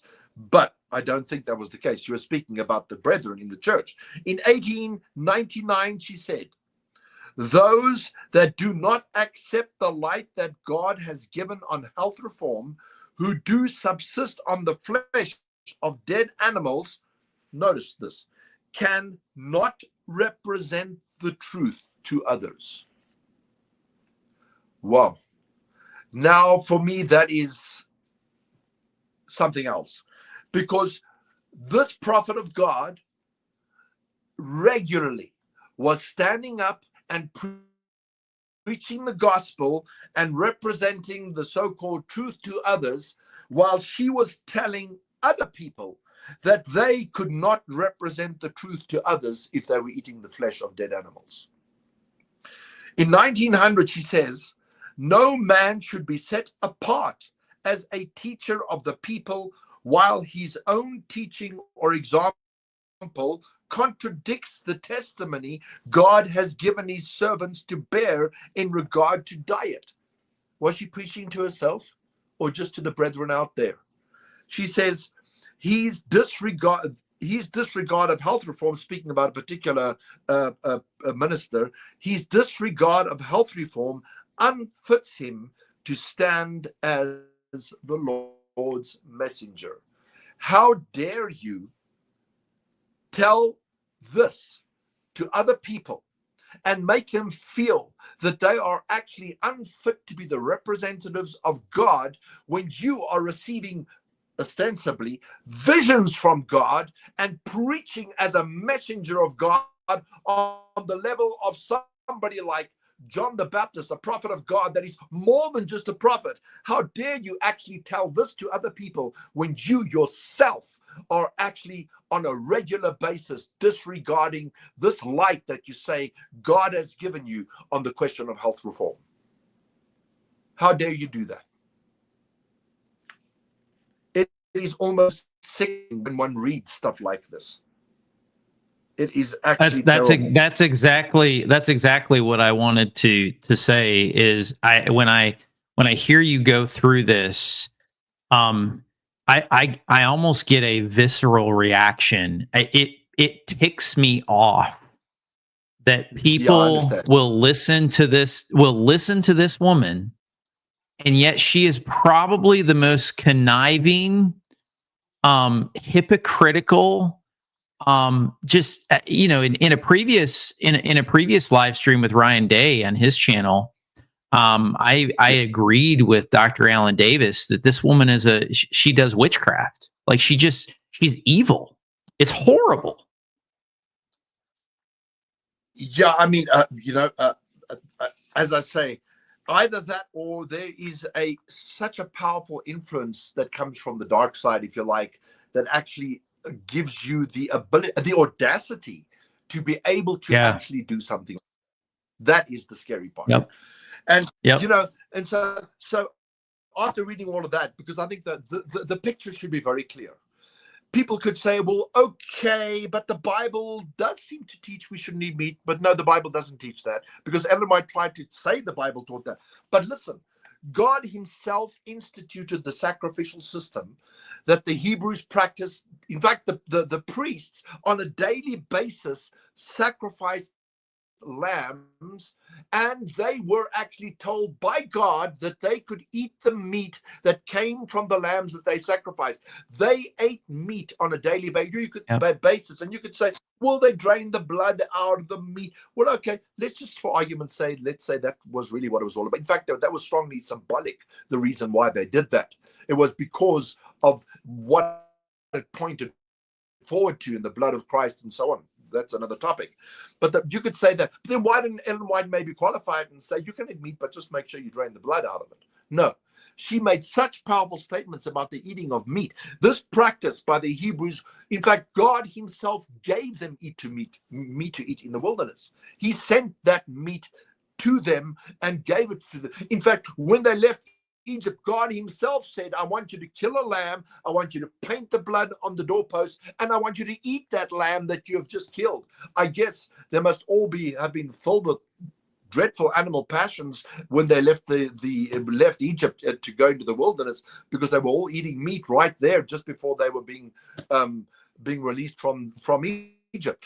And God gave them meat not only in the wilderness, they perpetually ate meat over and over again in their sacrificial system. In fact, one of the greatest feasts that the Hebrews celebrated was the Passover, and they slaughtered the Passover lamb. In fact, dare I say that Christ himself actually ate the Passover lamb. Why do I know that? Because Christ was the one who gave the instruction to the Hebrews that they actually eat the Passover lamb. Jesus partook of the Passover. Him and his disciples celebrated the Passover just before his death. Now, it doesn't say they ate the meat because it speaks about the bread, but it is absolutely conceivable that they ate the Passover lamb when they were celebrating the Passover. In fact, after He ate it with Abraham. Christ, yes, ate meat with Abraham. When they came to Abraham in the wilderness, the three messengers, the three angels, and Jesus himself ostensibly was in that group, that he slaughtered the lamb and they ate the fatted calf. Sorry, they ate it themselves. So even their divine beings are eating with Abraham. They are eating the flesh of dead animals. Not only that,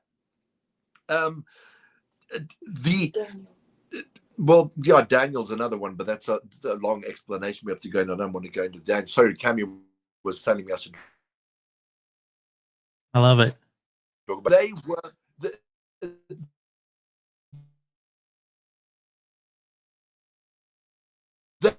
Brian, I think we're getting a little bit of a weak signal on your internet. A meat-eating nation, and they were okay. Is it better now? Yeah, I don't want people to miss anything that you're saying. I think it's better now. But go ahead and restate what you said. Where did I leave off? Where did it drop out? Then I would try. Right after you diverged from you were going to talk about Daniel, and then you started to move a different direction, and I missed all that section. I was a little bit okay, and I was kind of waffling there anyway. So I'll just get straight to the point. The point is that throughout the history of God's people, right from the time of the flood, in fact, even prior to the flood, we read about Abel going to get a lamb that he could sacrifice and give and for the Lord. I don't know, because it's not explicitly stated, but it is absolutely conceivable that they ate that which they were sacrificing. But definitely after the flood, the clean and unclean animals went into the ark, and God directly told Noah, you can eat these clean animals. If this was such a major problem with regards to animal passions and actually so sinful, why was God the one himself that instructed man that he could actually eat the meat of animals? And then we go through the whole of the Bible. God's people regularly ate meat. After Jesus' crucifixion, we know he ate fish because it's very clear. When he appeared in the upper room, he asked for honey and he asked for fish. We know that on the beach, he had fish that he gave to his disciples when they came off the boat. So even after he was resurrected, before his ascension, Jesus was eating meat. You could say, well, it was only a fish. Oh, really? But does that make it actually, when you read the Levitical instruction regarding clean and unclean, God does not make a distinction and say, well, fish isn't really meat on the same level. No, he just speaks about the clean and unclean fish, the clean and unclean animals, land animals, and so on.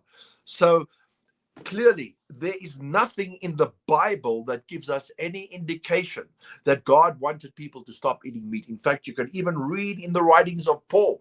Paul makes it so plain that meat, food, is not to be made a question of salvation. He says there's nothing. Yeah. He's, in fact, and says that there is nothing unclean in the eyes of God, whether you eat or whether you don't eat. That is a In fact, he actually says that the weaker brethren are the ones who are only eating vegetables, and that the other brethren need to consider, of course, the weaker brethren because they cannot cope with it. So it seems to me, if you really took into account everything the Bible says about this, that it's actually the weaker brethren, sorry, you guys who are eating only vegetables and vegan. I'm not saying it's wrong. It's great. Go ahead. But do not try and make people who are eating other things appear to be sinful because there is... And make them the weak ones when actually you are the ones who cannot cope with eating what God has said is there for our human consumption.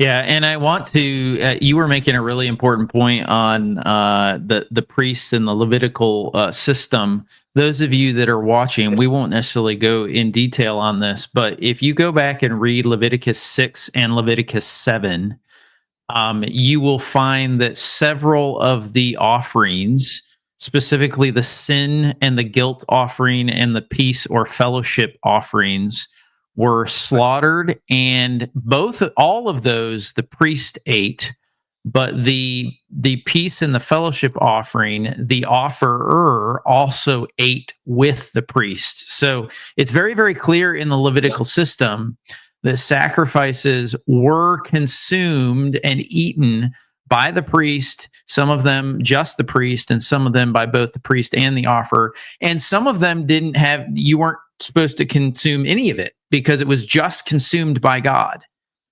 So very, very clear in that system that they ate meat, period. I mean, you can't get around it. No, you can't get around them. The historical record is there. The biblical record is there. There is no way you can get around it. In fact, we need to test the prophets by the word of God. If you cannot test Ellen White's statements and comments about meat and diet by the word of God and unequivocally show that the word of God teaches that we should not be eating it, then that is not something that comes from God, because the word of God is there to be able to test the prophets by. I mean, I'd like to also say, just as a sort of a aside or a disclaimer, I'm not at all suggesting that people who want to be vegan or vegetarian there's something wrong with them, or that you better start eating meat because no, that's fine. There are definite benefits in a vegetarian diet. If you have a balanced vegetarian diet and you eat the right foods, it can be a good thing. But what I'm saying, the problem here is the kind of thing that was being done by Ellen White, where people who were actually eating meat, which God had permitted people, which he himself actually gave to people to eat, according to the biblical record. The problem is that she is actually telling those people that you will not even go to heaven. You will not even be saved. You are not even fit to stand on a pulpit and preach the message of God when you are actually partaking of meat. And yet she herself was doing it on a regular basis. And all I have to say, you might say sort of my closing remarks in connection with this topic, is that there is no way that you can convince me that a person who claims to be a prophet of God, who was doing the kinds of things that she was doing, and who was actually involved in this ministry that she was, and who was doing such contradictory, hypocritical things, you cannot convince me for one moment, after everything I've gone through, after the years I spent as an apologist for Ellen White, where I defended her over and over again. In fact, I can tell you now that I would have made a better defense of Ellen White and the question of amalgamation than Francis D. Nicole did, because I can come up with some good arguments about that. But the point is, I was a very strong defender. And after the things that have come to light for me and for Cammie, we both did this together.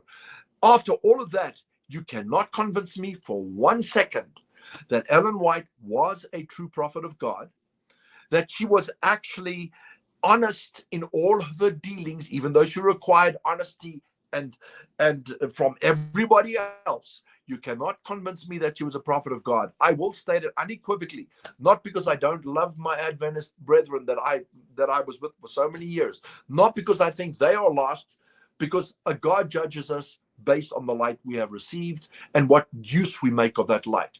So I'm not judging anybody, but one thing I will say, because I can make a judgment, not a judgment in regards to salvation, but I can make a judgment in regard to evidence that I have. You cannot convince me that Ellen White was not a false prophet. She was a liar. She was a false prophet, and there is nothing that you can, based on the evidence, and this is just one sample. I mean, there's a whole book that we've written regarding the evidence. She was a false prophet, and that your salvation, you can be saved by, even if you maybe believe in some of the things you said, but you're not saved because of Ellen White. You're not saved because of the Adventist Church. In fact, I would say you are, and you're not lost because of it. You are saved in spite of your belief in these things. So all I can say is we need to spend time in the Word of God, in prayer, and in study, and test the things, because the Bible commands us to test everything. That's the bottom line for me. Yeah. So now we're coming up on 2 hours. Okay. We're going to, again, those of you that are just joining us, you've got part 1 that you can watch with Brian. This is the ending of part 2. Brian is going to grace us again with a part 3 coming up. I'll let you guys know when that's happening. But do me a favor and do Brian a favor, Brian and his wife, the favor of actually reading the research and looking at it for yourself. Go pick up this book and treat it like a research project, okay? The white elephant in Seventh-day Adventism. And don't just take, I said this last time, don't just take what Brian is saying as truth. Read the book, go look at the resources, go look at the citations, go do the research and make your conclusion. I'm gonna end on this, and then I'll give you a kind of a final kind of closing thought. You read a quote earlier, because today was really about, is she the spirit of prophecy or is she the spirit of hypocrisy? So you read a quote earlier, and I know this was with regards to a specific person, but she made a very specific comment with regards to health reform, okay? No man should be set apart as a teacher of the people while his own teaching and example contradicts the testimony God has given his servant to bear in regard to diet, for this will bring confusion. And what does she say? Regarding this particular issue, his disregard to health reform unfits him to stand as the Lord's messenger. Now, I want you to put that, this is what we call juxtaposition. I want you to put that against, okay, a comment that was just read. And I'm going to make this a little bit smaller here. Okay. If I'm going to come back here, I have been instructed. She has been instructed. Where was she instructed? Through and by? This is not, she's not saying I was instructed by humans. Okay. She was instructed by God through her spirit guide. That's what she had, a spirit guide of 20 years. Okay. Through her spirit guide, that flesh food has a tendency to animalize the nature, to rob men and women of that love and sympathy which they should feel for everyone, and to give the lower passions, there's that comment, control over the higher passions of being. If meat eating was ever healthful, it is not safe now. And then she makes a scientific statement that's absolutely wrong, okay? Cancer, tumors, and pulmonary disease are largely caused by meat eating. Now, this is the point that I wanted to make. He previously said that this person is not fit because they don't abide by the health message, specifically the eating of meat, okay? But yet, she makes this statement, and what does she say next? Oh, but we shouldn't make the use of flesh food a test of fellowship. Like, how can you not see that this is hypocrisy? In one lane, she's saying this person can't speak and can't do the work of God. And then in another comment, she's saying, oh, but it's okay. I mean, it's okay. We shouldn't make this a test of fellowship. Like, can you not see why people feel this serious, like, conflicting opinion about eating meat and health and all the stuff that goes on today?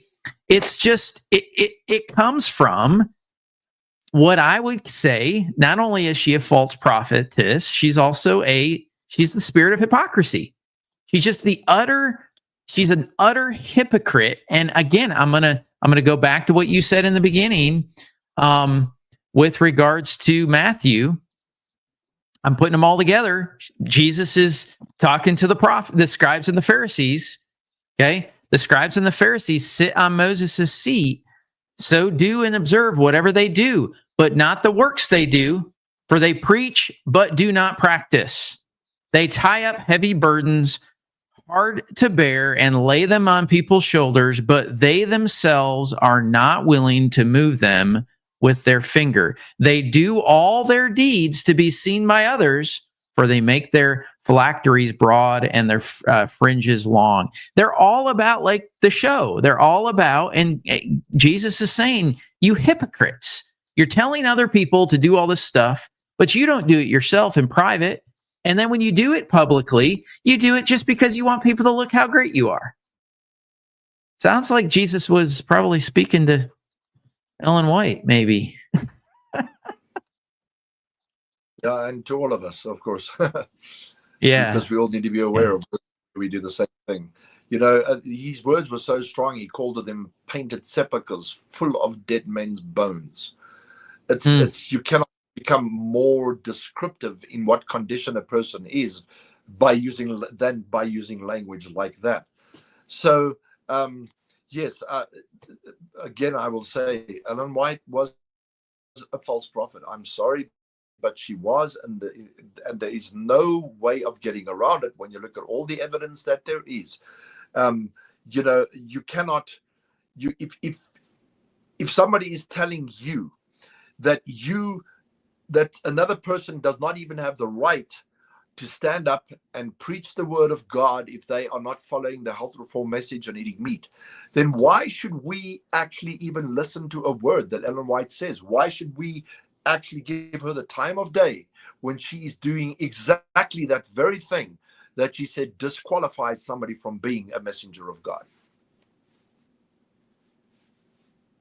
Yeah, totally agree. Well, Brian, I appreciate not only your time this evening, because I know you are a very busy man. I know you and your wife are both busy. I'm going to say this again and again and again. I have so much respect for the methodical way you guys have worked through in this book. And again, I've mentioned this in the beginning. You don't just read one book. There's lots of books out there. Pick up this one. Like go pick up Dirk Anderson's book on the spirit of hypocrisy. Very similar in that there's a lot of research with a lot of quotes that you can go look yourself and determine if the author is taking it out of context or if they're laying out the facts the way they're supposed to be laid out. I will agree with you, Brian. I am convinced that she is a false prophetess and she is a hypocrite and a liar. I have no desire to take any advice from her. I don't think I can trust her personally. And I will tell you that my wife and I were having an interesting conversation actually just today in the vehicle. We were talking about my wife has had some significant health issues in her past. And she was like I don't know, it was over a decade, she was a vegan. Very, very stringent on her diet and making sure that everything was, and it wasn't because of necessarily Ellen White. It was just, she felt like it was a better thing for her. But it wasn't until we came out of Adventism and out from underneath the anxiety and the oppression and the condemnation that Ellen White puts on people for doing all these, like what you look at and how you act and the foods you eat, and you can't drink tea and you can't drink coffee and you can't do this. And we didn't even get to the fact that, like, she claims you can't drink alcohol, but yet she was an alcoholic. Like, we didn't even get into that. But like my wife and I, we were talking, like, we wonder, because her health is so much better now.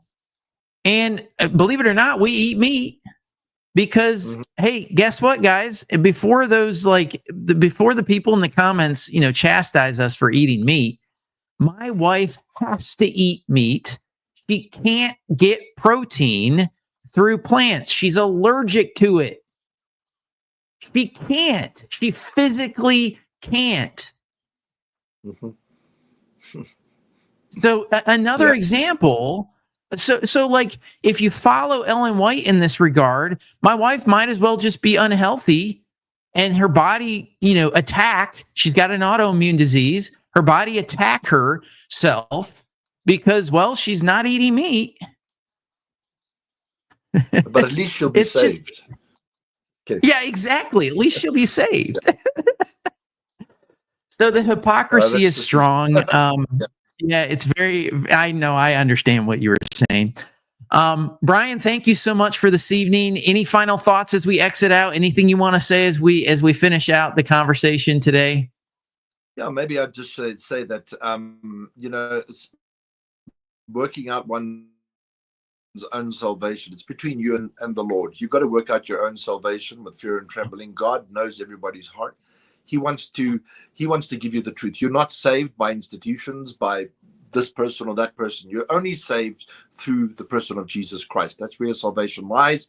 You will be saved in spite of being a Catholic, in spite of being an Adventist, in spite of being a Baptist, in spite of being any one of the hundreds and hundreds of different denominations in the world. You are saved through the person of Jesus Christ. Salvation is a person, it's not an institution, and it is certainly not Ellen White or any other person, for that matter, who claims to be the leader for truth or the expositor of truth in any given age. Jesus is the one. And then I'd also say that, by the way, what we've touched on here today and in our previous thing we've shared before in our the last interview we had, it's a little bit of a sample. Go out and get the book. It's available on Amazon, Kindle books. You can find the book there. If you cannot get the book and you just don't have the means, email me and I will send you a copy of the book, the PDF of the book. I'm happy to do that. I'm not. It's not about the money for me. It's about getting out the message. And my email address is cruxcreations@gmail.com. The Crux Creations Productions @gmail.com. It's all one word, lowercase case, as it's spelled. Crux Creations Productions @gmail.com. And I will send you a copy. But it's also available in a Kindle book format, which is $1 or something. But you can get the paper cover as well if you want to. But by all means, if you can't, I'll give it to you for free. Awesome. So, Brian, I guess the question was, Ellen G. White, is she the spirit of prophecy or spirit of hypocrisy? I hope that we answered the question this evening in the interview. Please go get the book, do further reading. We will be also discussing additional chapters in his book coming up in the next interview. If you enjoyed this particular conversation, do me a favor. Would you subscribe to the channel? Would you not only subscribe, hit the like button and make sure your notifications are turned on. We've got lots of additional things coming out. We've got additional authors being reviewed and interviewed. We've got content on theology. We're going through the covenant theology right now. We've got deep dives and exegesis in books of the Bible. Right now, we're moving through Revelation. I believe we're on episode 27. So please, please, please hit the like button, share the link for today's conversation. Share it not only with an Adventist friend, but maybe a former Adventist that needs to get a better ground on kind of, hey, what's going on in this area. So thank you so much for being with us today. Thank you for the time. Again, thank you, Brian, for being here. Thank you to your wife as well and for the support and the guidance and everything behind the scenes. We appreciate you both so much, and we'll see you on the next one, okay? Thank you. God bless. Thank you. God.